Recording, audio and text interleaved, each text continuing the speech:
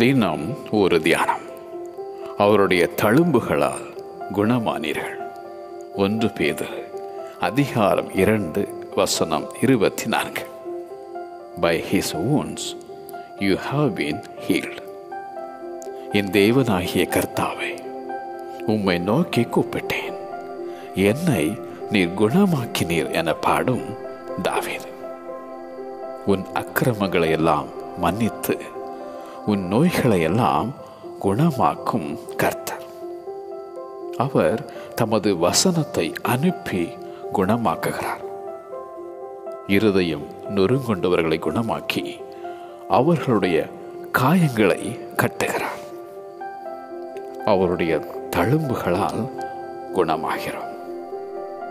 நான் உனக்கு ஆரோக்கியம் வரப்பண்ணி உன் காயங்களை ஆற்றுவேன் என உரைக்கும் தேவன். அவர் உன்னையும் குணப்படுத்துகிறார்.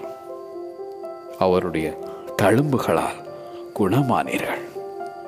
அவருடைய தழும்புகளால் குணமானீர்கள். ஆமென்.